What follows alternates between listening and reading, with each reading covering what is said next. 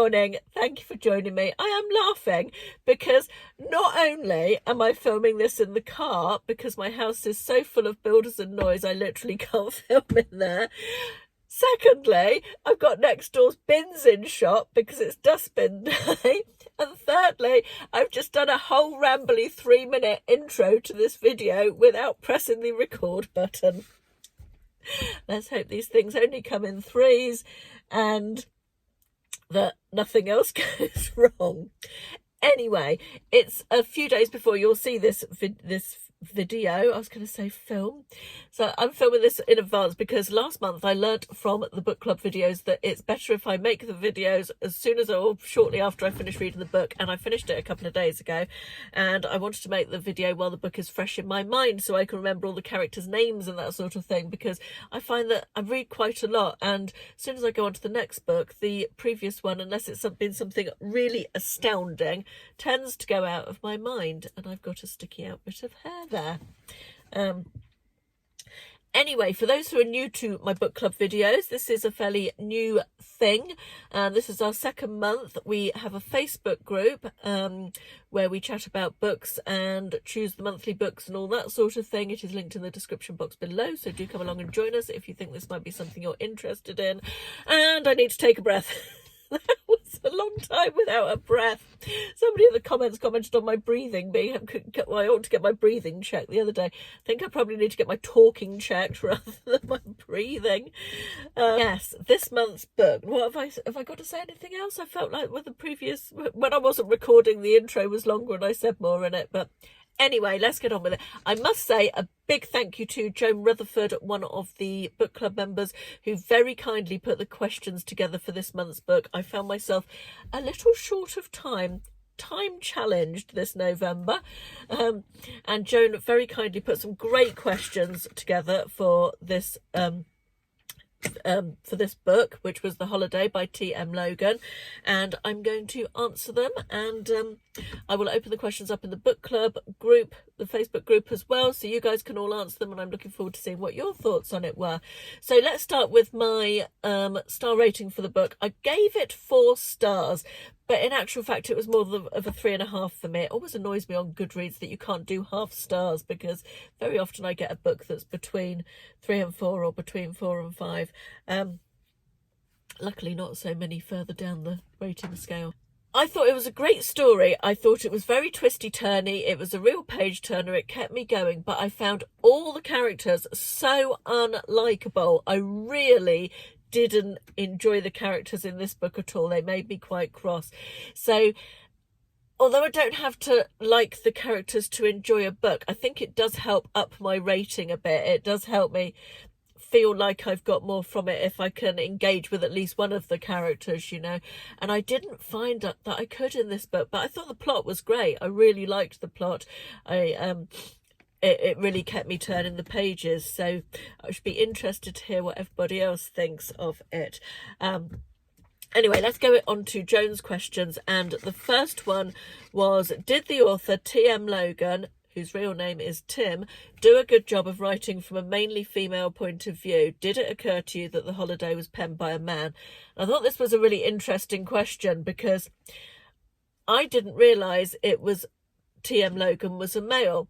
And as I read through the book, I thought that quite a lot of Kate in particular, as the sort of the main female protagonist, I felt that quite a lot of her actions were not that believable. I didn't think that, for example, when she first found the messages on Sean's phone, she didn't confront him. She didn't mention it to anyone. She kept it all to herself.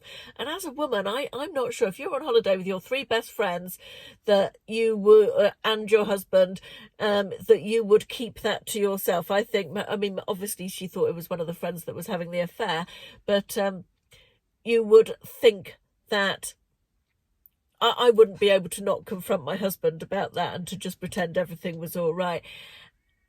And then further into the book, there was an incident with Lucy when Lucy was very upset. Kate goes into her bedroom, and she's sitting there with her mobile phone and she's crying. And Kate sort of almost half-heartedly, it felt like, bearing in mind this is her teenage daughter, sort of fairly half-heartedly said to her, oh, what's wrong, what's the problem, is there anything I can help with? And she didn't really get to the bottom of it, and it felt from the way it was written like Lucy would have opened up to her if she pressed a bit harder. And I thought, that's not really the actions of a mother, as far as, sorry if you can hear squeaky, it's my feet moving around on the mat. Yeah, that's not really the actions of a mother. For me, a mother would, it would be far more believable for her to really work to get to the bottom of it. And when I found out that T.M. Logan was a man, I thought, that's maybe why the actions of Kate didn't ring true to me. So I guess the answer to that question is he didn't do a great job of writing from a female perspective as far as I was concerned, because there were those, and there were a couple of other incidents as well that I thought weren't particularly true to either the characters or women in general, maybe. So whilst it didn't occur to me that it was written by a man during reading it, I certainly, with the benefit of hindsight, think, yeah, it almost makes sense to me that those actions that I thought were a bit odd, it almost makes sense to me that they were written like that, as it was written by a man. If any of, do you know what I mean? Does that make sense? I do hope so. Anyway, the second question was, did the idyllic setting add to the atmosphere of the novel? For example, did the simmering south of France heat help heighten the growing tension? I'm not sure it helped heighten the growing tension, but I thought the setting was really well written. I did have a real good picture in my head of what the villa looked like, and the vineyard and the woods. So yeah, I did have a picture in the gorge particularly. So I thought it was very well written, the setting, but I didn't necessarily think that it added to the atmosphere of the novel. I mean, it was obviously a holiday setting, and all this was happening on holiday. God, what worst holiday in the world or what? Glad that I don't think I've ever had a holiday that bad. But question number 3 was, what did you think of the characters? Would you want to be part of their friendship group? Well, I can definitely say for the second part of that question, I definitely wouldn't fancy being a part of their friendship group. I mean, obviously it was old friendships from university, wasn't it? And I didn't like any of the characters. I don't think there was a single character in that book, other than possibly Daniel, that I really warmed to. I thought they were all quite self-absorbed. I thought Russ was vile. Is it Russ? The husband of, I've forgotten the names already. The female, I'm wanting to say Roxanne, but I don't think it was Roxanne. The female character who was the big businesswoman, with the small child called Odette, who was another character I didn't like. But her husband wasn't a particularly nice character, was he? And then the guy who was a therapist, Alistair, I thought he was just vile. And you never really got to the bottom of the thing with him being on Lucy's Instagram account, and that was all a bit sinister, but never sort of came to anything. He was apparently taking pictures of cats, so I didn't feel that storyline was particularly well tied up. And does anybody else feel like that? I'd be interested to know. So yeah, the characters, I really didn't like them at all.